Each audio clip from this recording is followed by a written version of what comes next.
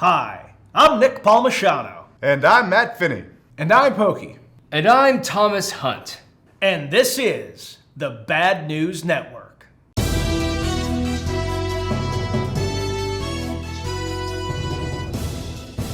I'm starting this BNN in the weirdest way possible by telling you it's the last BNN. And while I admit the timing is suspect, no, this is not an April Fool's joke. Not only is it my last BNN, but I'm also letting you guys know that I formally stepped away from Ranger Up in February as I began my Middle East refugee trip. It's hard to even say that out loud. I founded RU in 2006 as a hobby. It grew into a phenomenal company that led the way for our generation of veteran entrepreneurship. Without starting this hobby, I often wonder if we'd have Grunt Style, Nine Line, or Black Rifle Coffee, or really any of the other major veteran brands. Actually, come to think of it, my bad. I kid.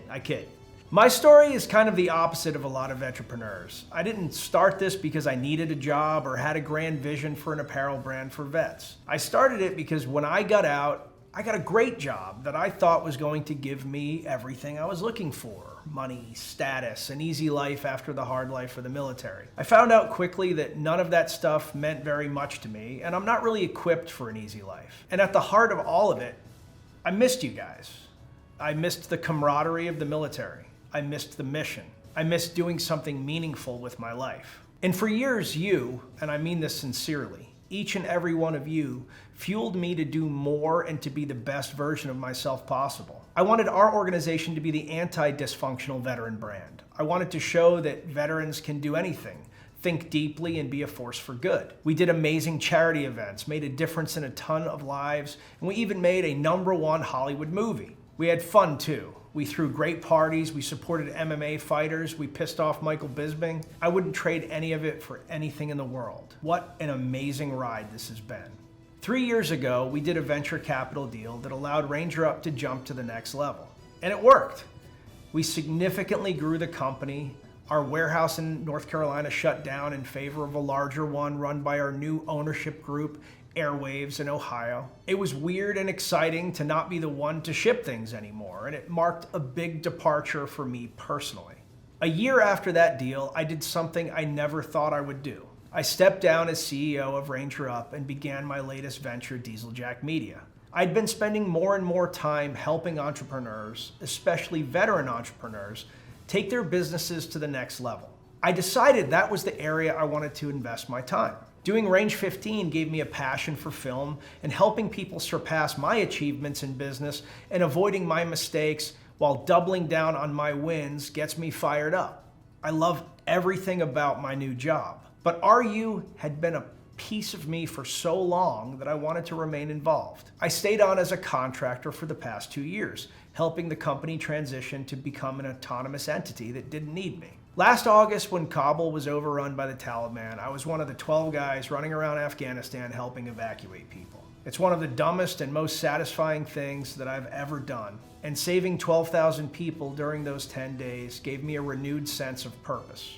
With my wife's support, I've doubled down on doing work with the organization I founded alongside my longtime friends, Tim Kennedy, Sarah Verardo, and Chad Robichaud, called Save Our Allies. I've spent more time in the Middle East this year than I've spent in America, while my compatriots are running an amazing evacuation operation in Ukraine. Halfway through my last trip, there was some work that was urgent that needed to be done for Ranger Up, and for the first time in my life, I realized that my baby, my first company, the thing I had committed money, blood, sweat, and tears to, was no longer the thing that got me out of bed every day. It had started to feel like a task that I had to get done instead of a passion that drove me. And it deserves better. You deserve better. So I need to walk away and let Kyle Cantner, the Airwaves and Ranger Up CEO, find the next leadership group for the company. I have every confidence in his ability to do so and continue to take the company I founded to the next level. And that's why BNN has to end. It's owned by Ranger Up, and while no one asked me to stop, and probably no one even cares, I simply believe that after 4 years of doing the show, it's time to move on to something new. I'm not going anywhere. Matt isn't going anywhere. Nor is Tom or Pokey, no matter how much you guys insult them. We're going to create a new show over the next month, and I look forward to launching it. I'd love your feedback on what that looks like, but for the next few weeks, we'll be taking a little break. 4 years is a long time to crank out a show every week. I'm also not going anywhere in regards to the veteran community. I've been able to serve you more in the past 2 years than I have in quite some time. It's not always big and loud like it was when I was younger. There are more meetings, more time in DC, more time helping people I have faith in behind the scenes, and more time overseas. But I believe that I am doing the work I was meant to do, and I hope you support me in these endeavors, even if they're not as flashy all the time. I've said this many times, and I will say it again. I was a pretty average infantryman who tried his best. I wasn't a hero. You've given me an outsized opportunity because of your support. I'm not sure if there will ever be anything funnier to me than stepping off a plane in Kabul and having a very badass dude, far more badass than I am, say, "Holy shit, it's Nick from the internet." And a large part of the reason about why Tim and I were able to operate there is that we were a known quantity. You guys have given me that gift. So chapter 1 is closed after almost 2 decades, and chapter 2 and 3 are just beginning. I hope you stick around for the ride, but whether you do or not, thank you all so very much. I truly appreciate it. And despite what those shills at the Huffington Post have said, we do not sell out to corporate sponsors here at BNN. Oh, look at this. It's Scars and Stripes about Tim Kennedy, available for pre-order on Amazon, Barnes & Nobles, and anywhere books are sold. New Boston Mayor Michelle Wu has just made enemies with the entire North End restaurant community. After years of restaurants being crushed under the guise of COVID spread, even though restaurants accounted for less than 1% of viral spread, the restrictions have begun to lift. To celebrate this, Wu and her administration decided to squeeze the North End restaurant owners with a $7,500 outdoor patio fee in addition to paying $500 for each of the restaurant's parking spaces. Nowhere else, just the North End. Naturally, people hate this because people don't like to be squeezed by anyone but their nonna. The North End restaurant community spoke up, calling the policy unfair. Wu defended the policy, saying that the population density of the North End was the reason it was subject to the tax. She believes by forcing the restaurants to pay the city this exorbitant tax, this will make the residents' lives better, although there is no plan laid out for where the money will actually go. Right now, Wu and co. are saying that officials will determine how best to use the funds. Right.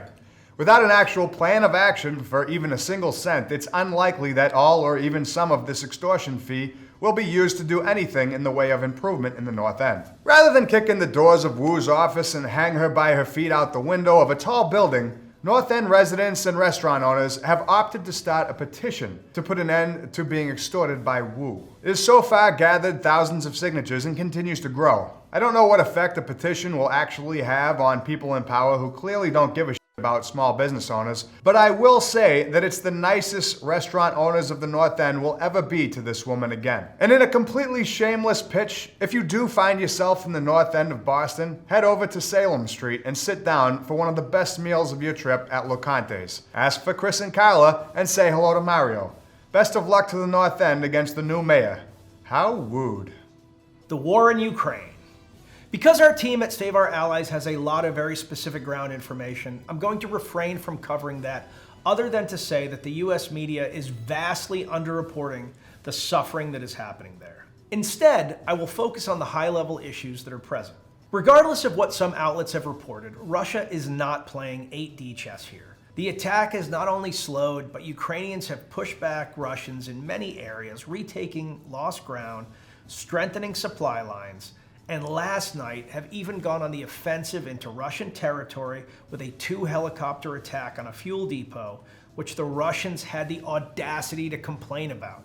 Imagine starting a war and then when the other guys fight back, you're like, whoa, whoa, whoa, you attacked Russia. This is enormous public embarrassment for Putin, and there is increased international pressure for this to go away.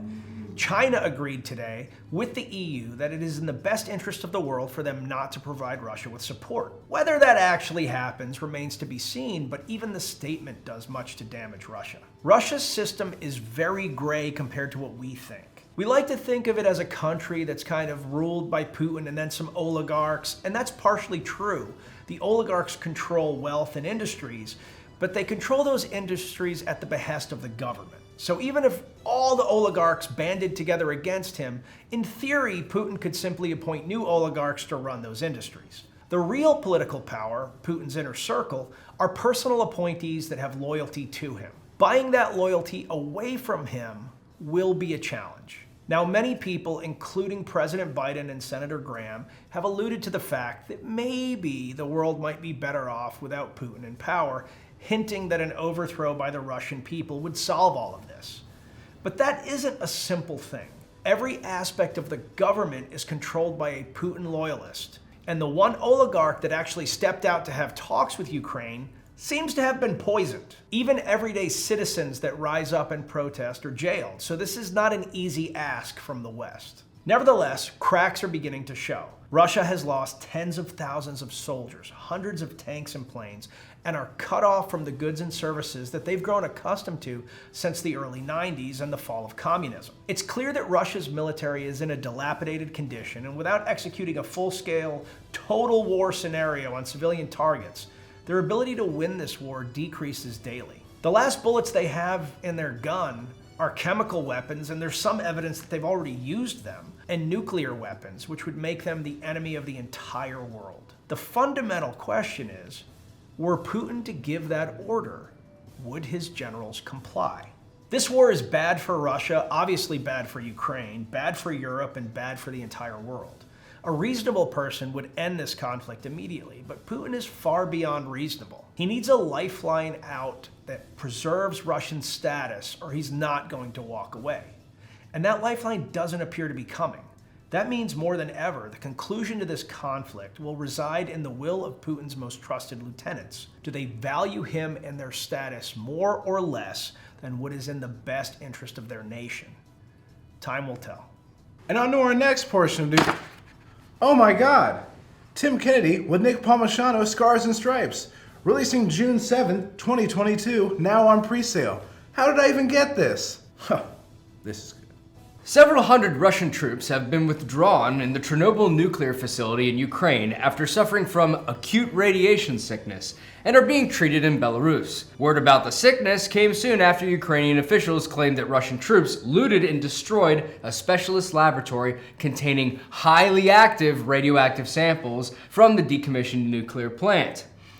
How dumb could you possibly get? During the first days of Putin's drawdown of the troops this week is when we started seeing confirmed reports of Russian soldiers packing up on the buses and leaving the facility and going directly to the hospital. Look, you can believe you're the most badass military in the world. You can believe that taking of Chernobyl territory is justified, but radiation is pure physics. It just doesn't give it. If you dig trenches in irradiated soil, you're going to get sick and probably knock years off of your life due to cancerous exposure. It's an ironic twist that despite the collapse of the Soviet Union years ago, that some Russians are now still paying for their policies with their own citizens' lives. I feel like all the territory that Ukrainians are fighting to preserve or take back, a highly radioactive 100-year mess brought to them by the great state of the Soviet Union, is of least concern. I would suggest Russia send additional fresh troops into the area. We wouldn't want to give up any ground. Wasn't it Stalin who said to his people, "Not one step backward"? I sincerely hope the Russians still believe their own propagandistic garbage. Good riddance. Democrats are concerned right now that President Biden's approval rating continues to dip, coming in at barely 40% this week in the latest polls. They aren't sure why this continues to happen. When asked, Americans polled mentioned soaring inflation, rising gas prices, Afghan withdrawal mismanagement, lack of follow-through on campaign promises like a tuition credit, taking credit for a growing economy when it really was just letting people actually go back to work after keeping them locked up, a mask edict that goes against CDC guidelines at airports, and Kamala Harris in general. The administration responded, "Come on, man!" But that doesn't mean we're staring misty-eyed, hearkening back to the good old Trump days either. In an interview with Just the News on Tuesday, the former president asked Vladimir Putin to help him out by releasing information about Hunter Biden's business dealings in Russia. Now don't get me wrong, I don't doubt there's something shady going on with Hunter Biden, whether it's a business deal or just some cocaine and stripper time. But maybe asking the guy teetering on the brink of World War III for some political help is a bridge too far. In the immortal words of President Biden, "Come on, man, That was funny because we ended both stories with, "Come on, man!" Ha ha ha! This week, Dyson rolled out a new unique product that they think will change the game. Hearing Dyson, you might be thinking it's probably a vacuum cleaner or a hair care product. This company seems to know the ins and outs of sucking and blowing, so that would totally make sense. But I guess after you create the coolest, most expensive vacuum built around a giant ball that is balanced by a complex system of gyros, you pretty much cracked the ceiling of the vacuum industry, and it's time to look into new avenues. After a long time of deciding which direction to head, Dyson landed on soundproof headphones that come with an air purifier, which is great because every time I listen to music, I immediately think, this is okay, but what if the air around me was even cleaner? That would really just make this experience 10 out of 10. For the past 2 years, people have just been rocking their earbuds and an N95 mask, but now they have the chance to pay about $500 to do the exact same thing and look slightly less cool. The contraption, which has been named the Dyson Zone, was made to combat noise and air pollution. The headphone portion has 3 different noise canceling settings, allowing users to change the settings with just a tilt of their head, and will automatically allow for more hearing if you just dip your head lower and start conversing with someone. The air filtration system on the purifier has 4 different settings for air purification: low, medium, high, and auto.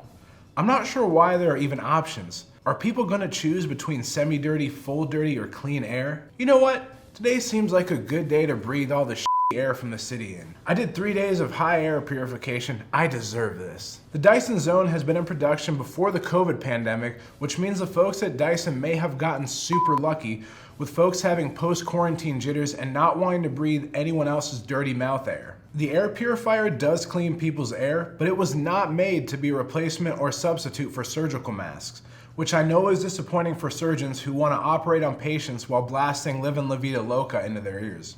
Currently, Dyson is making 500 prototypes that will slowly make their way into Dyson testing stores later this year.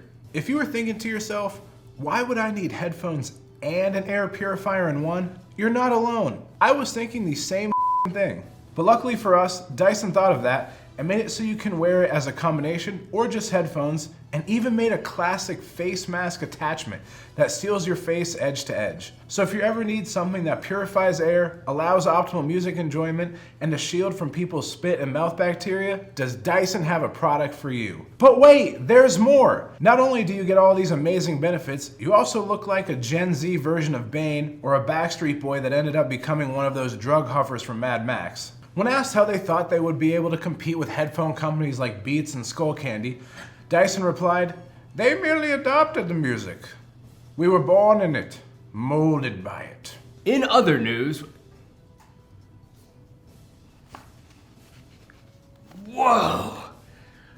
Tim Kennedy's Scars and Stripes and Nick Palmachano? Thanks, Tim! How'd he get it in my shirt? Action star Bruce Willis announced that he will be retiring from acting this week. The 67-year-old was diagnosed with aphasia, a neurological disorder that impairs speech, and cited this as the reason for retiring. Other reports from people in the industry suggest that Willis's mental acuity has been in decline for the past few years. That sucks to hear, and if true, it's good that he'll be walking away with such a great legacy. Willis, probably best known for his role in Die Hard as John McClane, but he's had such a great run over the years with other roles as well. There wasn't a dry eye for miles when Harry Stamper decided to save the world in Armageddon. We all looked at tulips a little differently after watching the saga of Jimmy the Tulip Tedeschi. Everyone became a sci-fi fan in the big bada boom of a blockbuster when The Fifth Element came out. And for you old schoolers in the know, who could forget the righteous coolness of Hudson Hawk? After so much time and so many great movies, Bruce Willis will forever be a beloved actor to generations of moviegoers. Despite getting paid millions, the dude always maintained the blue-collar swagger that made him relatable to us peasants in a way that no other actor could possibly match. Thank you, Bruce Willis, for your time and your talent. You've inspired millions, if not billions, of people to go forth and, at least for one moment in their lives, yell, "Yippee-ki-yay, motherfucker," and do some epic. Earmarks, or as you know them, political pork projects, are back after a 10-year hiatus. And I have to tell you, I'm happy about it. Why would I want to give politicians the ability to attach their own self-serving projects into legislation that they can use just to get themselves elected or to pay off their friends? Because we need to give these slimy people a reason to work together, and they sure as shit aren't doing it for the betterment of the nation. Since earmarks have gone away in the name of ethics, the parties have moved further and further away from working with each other.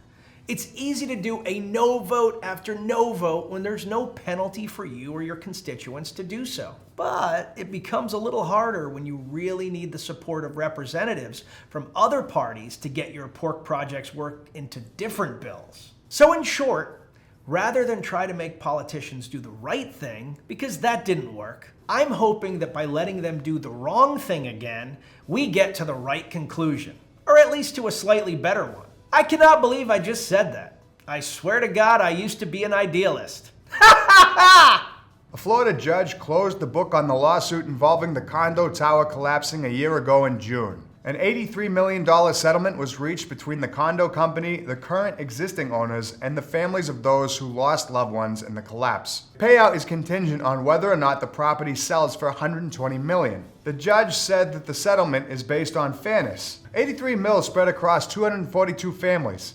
That's like 343 grand a family. I don't have an answer to what's fair, but I feel like that's letting the condo company off the hook a little after being responsible for 92 deaths, including kids. And finally, in Florida Man news, Florida Man got himself stuck in a porta potty this week. But it wasn't like a normal, I got in and the door handle didn't work kind of thing.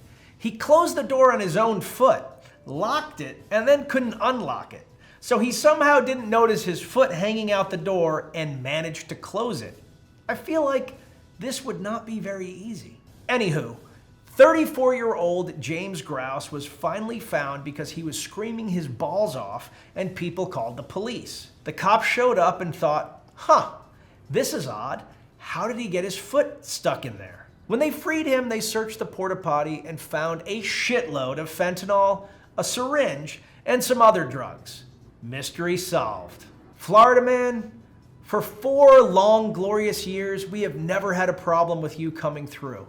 You are as committed as you are consistent, and we salute you. And with that, for the very last time, at least with this crew, I'm Nick Palmisano. And I'm Matt Finney. And I'm Pokey. And I'm Thomas Hunt. And this is the Bad News Network. Our news is at least as bad as the news you're getting already, and it has been an absolute pleasure providing you the news for the last 4 years and spending the last 16 years with all of you with Ranger Up. I look forward to working with you in the future, and for the last time, you can use code BNN at rangerup.com for 25% off. I love you guys. Whoa! What's this? Scars and Stripes by Tim Kennedy and Nick Palmisano. Oh, that's right. I did write a book. And it is on pre-order right now, everywhere books are sold, Amazon.com, Barnes & Noble. This book is insane. I loved writing it, and, you should buy it if you love America.